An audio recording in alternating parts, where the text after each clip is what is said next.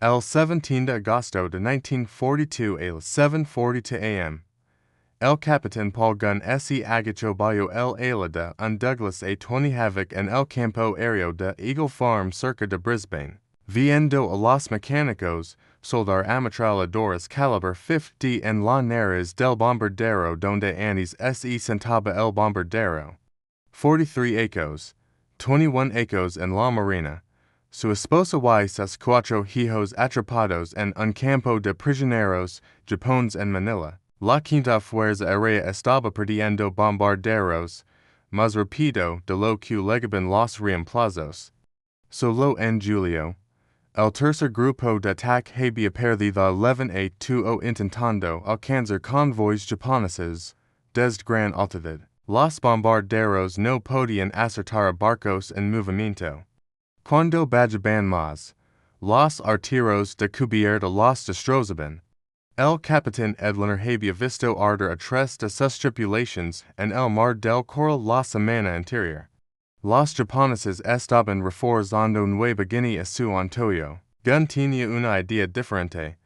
Si los bombarderos volaban lo suficientemente bajo como para hacer saltar bombas sobre el agua como piedras, podían golpear barcos a quemarropa. Pero primero, tenían que sobrevivir al acercamiento. Eso significaba abrumar los cañones de cubierta con potencia de fuego frontal. Eso significaba convertir bombarderos en ametralladores. El problema era simple. El A-20 Havoc tenía 4 ametralladores calibre 30 en la nariz. Las balas calibre 30 rebataban en el blindage de los barcos como granizo.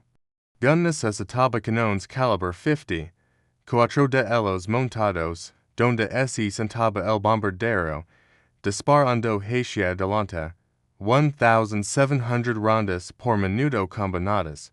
El general George Kenny, el nuevo comandante de la Quinta Fuerza Aérea, le había dado a Gun una semana para demostrar que el concepto funcionaba. Gun estaba usando cañones calibre 50 extraídos de casas P-39 y P-40 destrozados que no volarían again. Los pilotos estaban muertos. Las armas no. Montó las armas en un marco de acero dentro del compartimento de la nariz. Cada arma pesaba 64 libras. 4 armas, 200 libras de munición. El peso desplazó el centro de gravedad hacia adelante. El vuelo de prueba casi mata al piloto. El A-20 apenas ascendía, quería empujarse. Gun pasó to días, reequilibrando la aeronave. Movió el equipo hacia atrás, ajustó el compensador de cola. El segundo piloto de prueba informó que el avión volaba como si estuviera enojado, pero voló. El 12 de septiembre, 16A, to modificados, alcanzaron el campo de aviación japonés en Buna. Los ametralladores llegaron al nivel de las copas de los árboles, con los cañones martillando. Destruyeron 14 aviones japoneses en el suelo y suprimieron en cada posición antiaérea. 0 A-20 perdidos. Kenny quería más, pero el A-20 tenía problemas. Su alcance era demasiado corto para llegar a las bases japonesas al otro lado de las montañas o en Stanley. Su carga de bombas era demasiado ligera. Gun necesitaba una plataforma más grande. El B-25 Mitchell. Mayor alcance, carga útil más pesada, más espacio para armas. En diciembre, Gun sacó el bombardero y los cañones de nariz de un B-25C. Y instaló 4 cañones calibre 50 en la nariz, 4 más en paquetes externos en los carriles del fuselage, y giró la turreta superior hacia adelante. 10 cañones de disparo frontal, luego agregó 2 más en cada lado, 14 cañones en total, 215 libras de plomo por segundo. El personal de tierra lo llamó la locura de Papi. Si quieres ver como resultó la imposible nave artilada de Papi, por favor presiona es botón de me gusta. Nos ayuda a compartir más historias olvidadas como esta, y por favor suscribid si no lo has hecho. Volvamos a papi. Gun volo el prototipo a charter towers para demostrarlo al tercer grupo de ataque. El avión estaba con la nariz pesada, quería cerca del cielo al despegar. Tuvo que surpresión completa hacia atrás en la palanca, solo para mantenerlo nivelado. Pero una vez en el aire, el B-25 era un destructor volador, que ordenó inmediatamente 12 conversions más. El 81st Grupo de Depósito Aéreo en Townsville trabajó desde 18 horas para modificar todos los B-25 disponibles.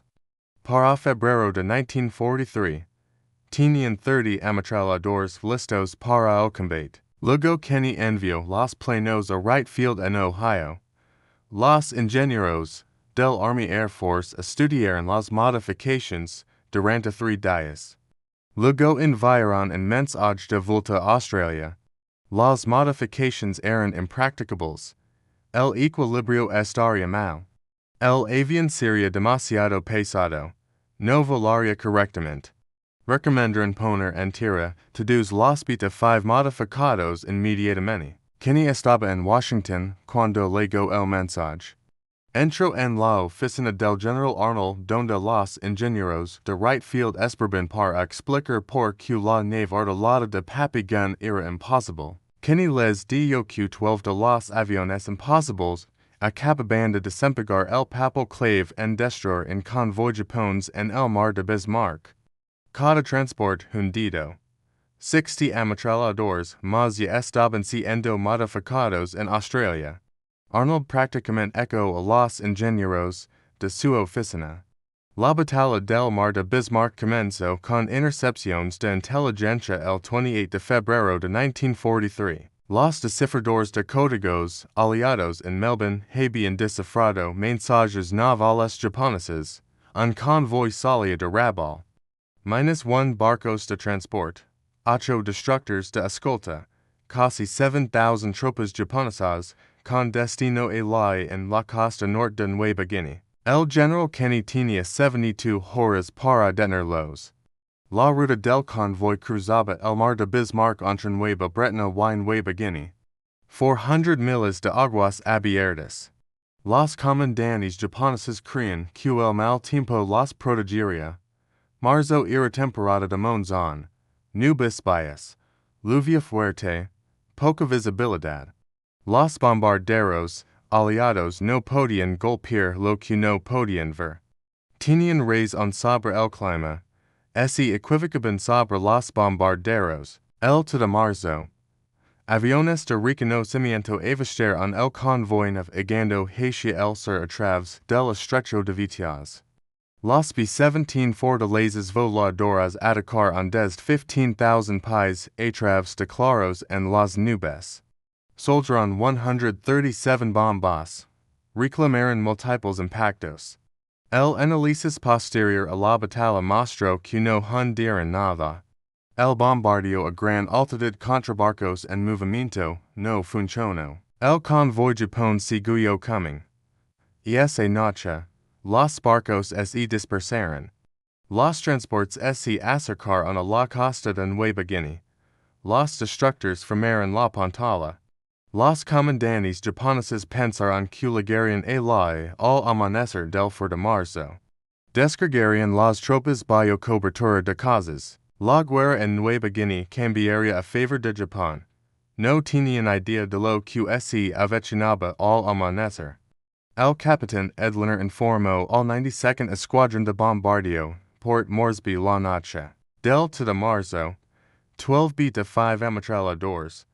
30 A-20 Havoc modificados. Casas Beaufort de la Real Fuerza Aérea Australiana para cobertura superior. P-38 Lightnings para manager los Zeros japoneses. Los ametralladores atacarían a la altura del mástil. 50 pies sobre el agua. Alcance del cañón a quemarropa. El plan era simple. Abrumar los cañones de cubierta con potencia de fuego concentrada.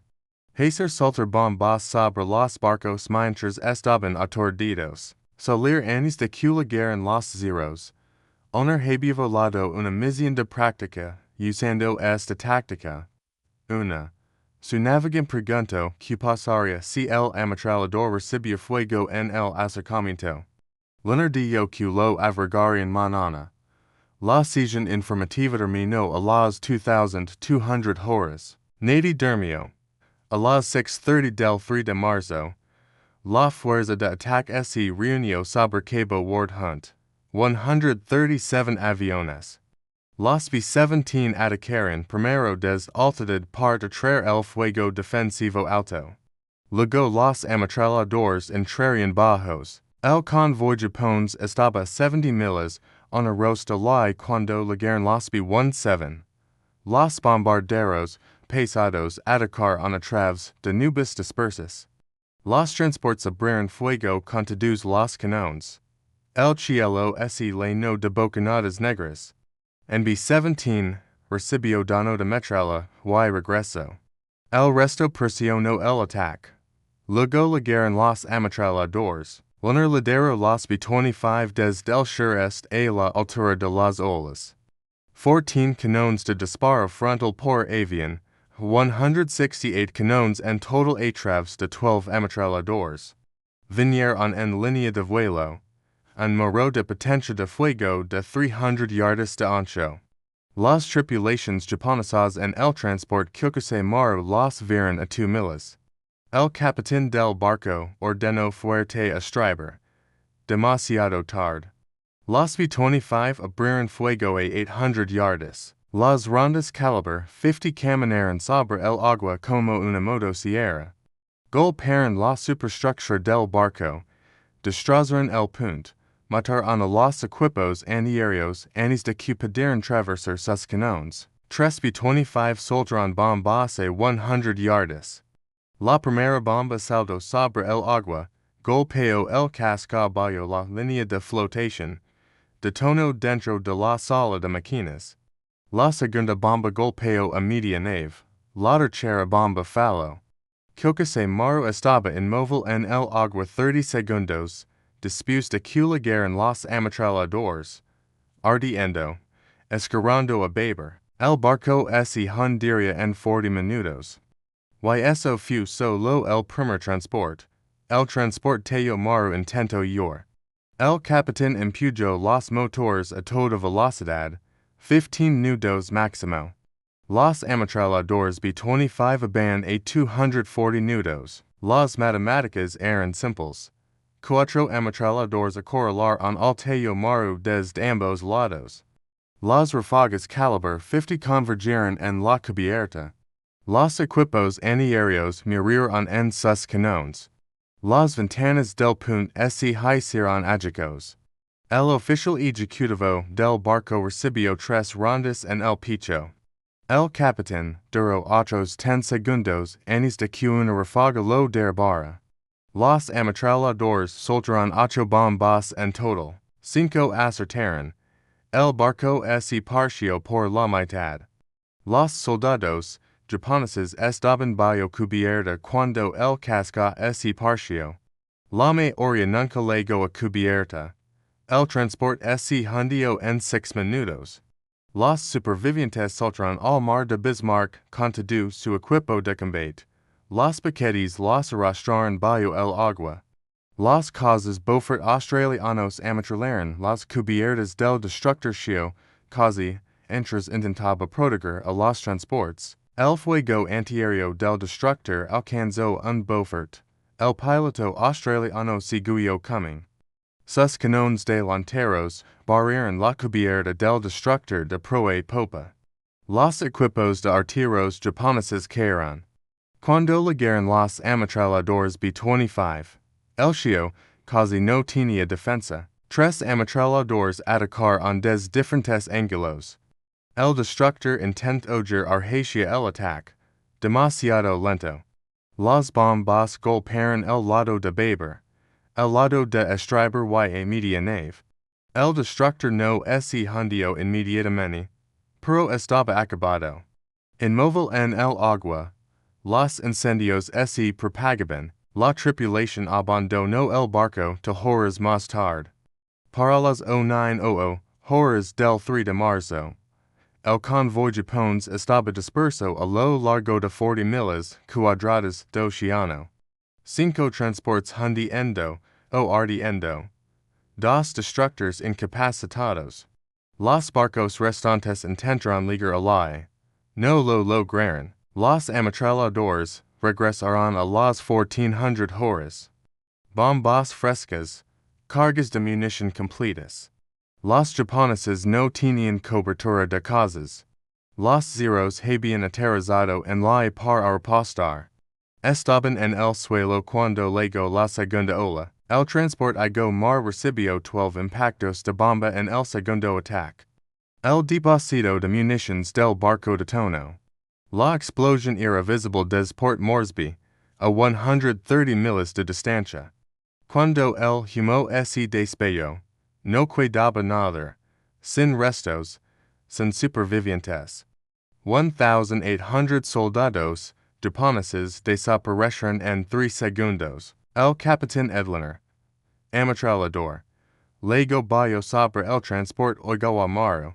Su copiloto cuando 14 incendios separados en la cubierta. Los soldados japoneses saltaban por la borda. Los cañones antiaéreos estaban en silencio.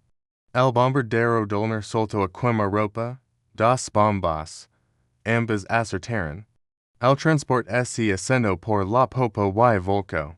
Los A-25 modificados causaron a los destructors incapacitados. El destructor asocio intentó rescatar supervivientes del agua. 3 A-20 atacaron des diferentes direcciones. La tripulación del destructor estaba centrada en las operaciones de rescate. No vieron a los ametralladores hasta que los cañones abrieron fuego. El asocio recibió impactos de bomba en la cubierta delantera y el punto. El destructor ardió durante la noche y se hundió al amanecer del 4 de marzo. Para la noche del 3 de marzo, todo el convoy japonés estaba destruido.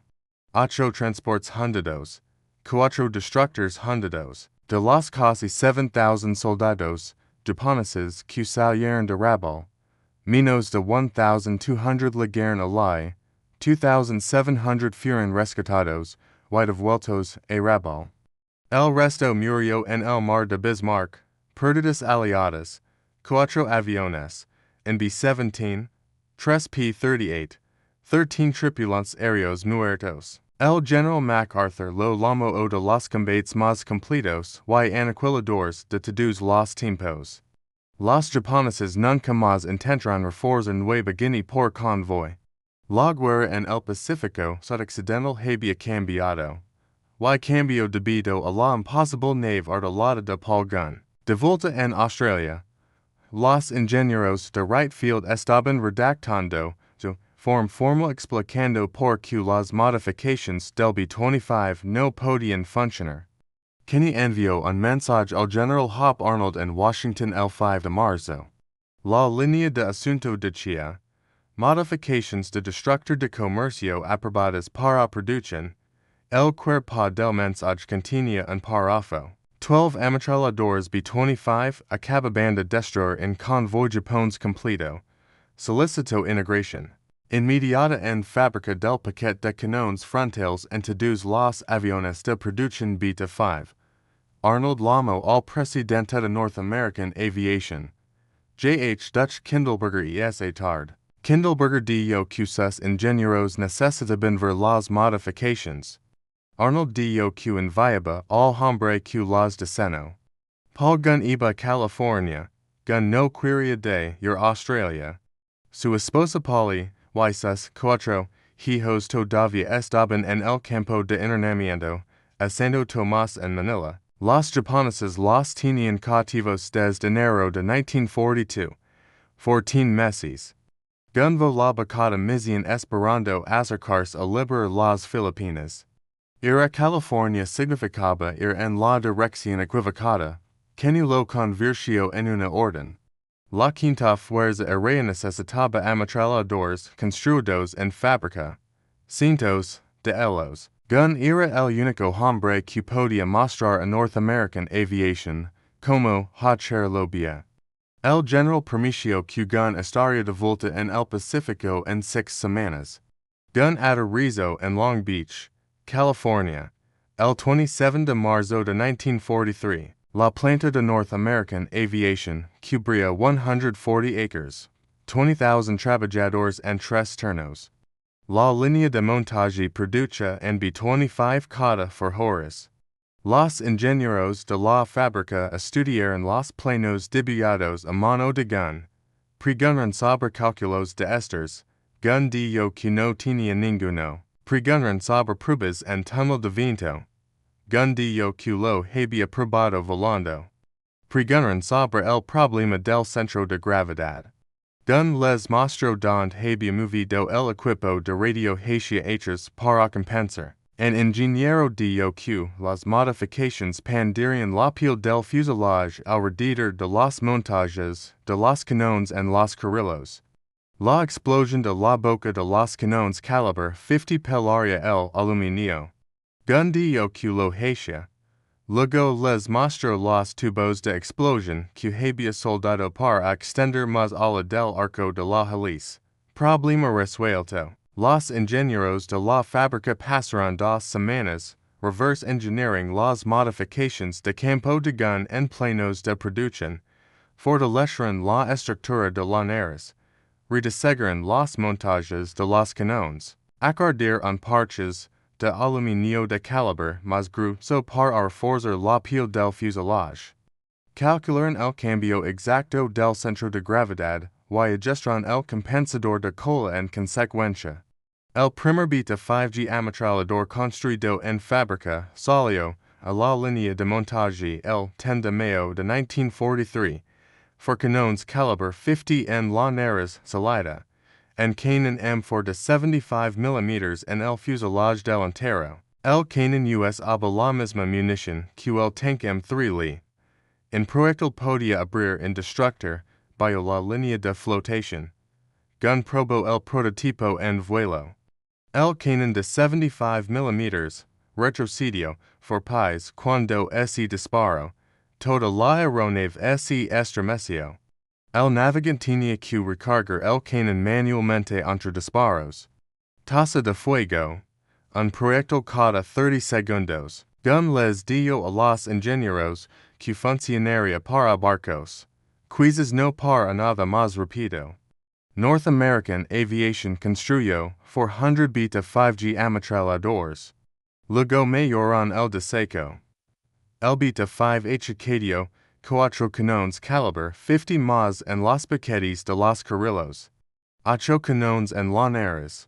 4 en los carrilos. 2 en la torreta superior girados hacia adelante. 14 cañones de disparo frontal en total. El modelo H mantuvo el cañón de 75 mm pero acadio en mejor sistema de retroceso. El navegante podía recargar más rápido. La tasa de fuego aumentó un proyectil cada 20 segundos. El B-25 eliminó el cañón a 75 mm y acadio 4 cañones calibre 50 más. 18 cañones de disparo frontal. El bombardero de producción más fuertemente armado de la historia. North American Aviation construyó 4,900 B-25. Entregaron los primeros en el Pacífico en octubre de 1943. Gun regresó a Australia en mayo. Había estado fuera exactamente 6 semanas. Su familia todavía estaba en Manila. Los ametralladores siguieron cazando. En abril de 1943, los B-25 destruyeron 16 barcos japoneses que transportaban tropas y suministros cerca de Finchafin. En mayo, hundieron 12 barcos de carga en el puerto de Wuyuk. En junio, atacaron en las instalaciones petroleras en Balikpapan en Borneo. Los japoneses dejaron de mover suministros por barco a la luz del día. No ayudó. Los ametralladores aprendieron a atacar de noche usando radar, aprendieron a hacer saltar bombas desde 50 pies en completa oscuridad. Aprendieron a coordinarse con lanchas PT que iluminaban objetivos con reflectores en el último segundo. Los japoneses llamaron a los B-25 modificados, La muerte negra. No estaban equivocados. El 7 de noviembre de 1943. El mayor Ben Frigiladero, cuatro escuadrones de ametralladores hacia el puerto de Rabaul. 137 aviones aliados en total, 59 B-25. El puerto contenía 38 barcos japoneses, cruceros, destructors, tanqueros, barcos de carga, dragaminas. Los ametralladores llegaron a la altura del mástil a través de humo de fósforo que cegaba a los artilleros antiaéreos. Atacar en des múltiples direcciones simultáneamente. Los japoneses no podían rastrear los ataúdes. En 15 minutos, 30 barcos fueron alcanzados, 5 hundidos de inmediato, 12 donados beyond repair. El resto cogiendo. El puerto de Rabaul estaba acabado como base de suministro avanzada. Gun volo en esa misión, tenía 44 ecos, no tenía que volar en combate. Era un oficial de proyectos especiales del personal del cuartel general. Pero su familia todavía estaba en Manila y cada misión lo acercaba más. Los informes de inteligencia del campo de entrenamiento de Santo Tomás estaban empeorando. Rachones de comida cortadas, medicinas agotándose, prisioneros muriendo de desnutrición y enfermedad. El comandante Japones del campo había informado a la Cruz Roja que todos los prisioneros serían ejecutados si las fuerzas aliadas se acercaban a Manila. Gun le dio a Kenny que quería volar la primera misión sobre Manila cuando llegar a la liberación. Kenny le permitió que podría. Los ametralladores evolucionaron durante 1944. Algunos llevaban 8 cohetes de alta velocidad de 5 pulgadas bajo las alas. Algunos llevaban tanques de napalm. Algunos llevaban bombas perifrag. Pequeñas bombas de fragmentación, con paracaídas, que permiten al B-25 soltarlas desde altitude mínima sin alcanzarse a sí mismo en la explosión. La táctica más efectiva era el ataque combinado. Los B-2 for liberated a gran altitud bombardeaban des 20,000 pies par afours a los defensores amorar hacia arriba. Luego los ametralladores entraban bajos, para cuando los artilleros miraban hacia abajo. Los B-25 ya estaban sobre ellos. En los primeros 8 meses de 1944, los ametralladores de la Quinta Fuerza Aérea destruyeron 947 aviones japoneses en el suelo, hundieron 273 barcos, mataron un estimado de 38,000 soldados japoneses. Los B-25 modificados se habían convertido en el arma decisiva en la campaña del Pacífico Sudoccidental. Gunacadió sus propias modifications a medida que progresaba la guerra. Montó tanques de combustible adicionales para extender el alcance. Mejoró los sistemas de refrigeración de los cañones. Desarrolló nuevas técnicas de carga de munición que aumentaron la tasa de fuego. Algunos B-25 en el Pacífico llevaban modifications que no existen en ningún otro lugar por gun las había inventado la noche anterior una misión. Otros comandantes de teatro querían ametralladores. Kenny les envió planos. El teatro del Mediterráneo modificó B-25 para misiones anabuc contra convoys alemanes que suministraban el norte de África. El teatro de China Birmania India modificó B-25 para atacar las líneas de suministro japonesas a lo largo de la carretera de Birmania. El concepto que gun había probado en Brisbane se extendió por todas las zonas de combate. El 20 de octubre de 1944, las fuerzas estadounidenses desembarcaron en Leyte en las Filipinas. La liberación de Manila estaba a 3 meses. La familia de gun había estado en cautiverio durante casi 3 años. Volaba múltiples misiones cada día now. Le dio a su jefe de tripulación que no se detendría hasta que su familia fuera libre. Entonces los japoneses bombardearon el campo aéreo de Tacloban. Los bombarderos japoneses alcanzaron el campo aéreo de Tacloban el 27 de noviembre de 1944 a las 0330 horas. 56 aviones, bombarderos, Mitsubishi G for embedi escoltados, por causas zero. Llegaron bajos desde del norte. Los operadores de radar los vieron demasiado tarde. Gun estaba en la carpa de operations, revisando los planes de misión para el ataque de la mañana cuando cayeron las primeras bombas. La carpa estaba a 200 yardas de la pista principal. Demasiado cerca. La onda expansiva lo derribó. La metralla atravesó las paredes de lona. Un fragmento golpeó a gun en la pierna izquierda. Otro le golpeó el hombro. El oficial médico lo encontró tratando de ponerse de pie. La sangre empapaba su traje de vuelo. Gun dio que necesitaba revisar su avión. El doctor dio que necesitaba cirugía. Gun logró 30 pies antes de colapsar. Lo evacuaron al hospital en Lady. La herida en la pierna era grave. La metralla había seccionado una arteria. El cirujano dio que gun no volvería a volar en al menos 6 meses, probablemente más. Las lesiones lo calificaban para retiro médico. 45 ecos. 26 ecos de servicio entre la marina y el ejército. Ese había ganado el derecho de ir a casa. Gun le dio al cirujano que no iría a ninguna parte hasta que su familia fuera libre. La batalla de Manila comenzó el 3 de febrero de 1945. Las fuerzas estadounidenses lacaron, casa por casa, a través de la ciudad. Los japoneses habían declarado Manila una fortaleza. Defenderían cada calle. La lucha fue brutal. Edificio por edificio. Manzana por manzana. El campo de internamiento de Santo Tomás fue liberado el 3 de febrero. 3,700 prisioneros aliados liberados. La esposa de gun, Polly, pesaba 89 libras. Su hija Julia pesaba 63. Habían estado comiendo eras y sopa de verduras una vez al día durante el año pasado. Su hijo Nathaniel tenía malaria. Su hija menor tenía dysenteria, pero estaban vivos. Gun voló a Manila el 4 de febrero contra órdenes médicas. Su pierna todavía estaba vendada. Estaba en Boston.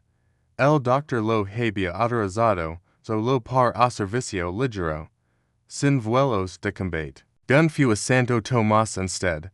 Encontró a su familia en el hospital improvisado que el ejército había montado. Polly no lo reconoció al principio.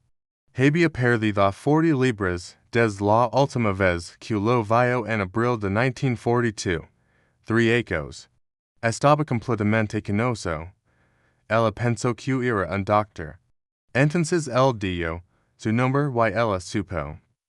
El informe oficial del ejército declaró que el coronel Paul Papigun se reunió con su familia el 4 de febrero de 1945 en el campo de entrenamiento de Santo Tomás, Manila. La reunión duró 4 horas. Luego Gun regresó a Lady. Su permiso médico no había terminado. Pero la guerra tampoco. Los B-25 modificados siguieron volando. Otros pilotos, otras tripulations, pero las modifications de Gun. Al final de la guerra, North American Aviation había construido 9,600 bombarderos B-25 Mitchell.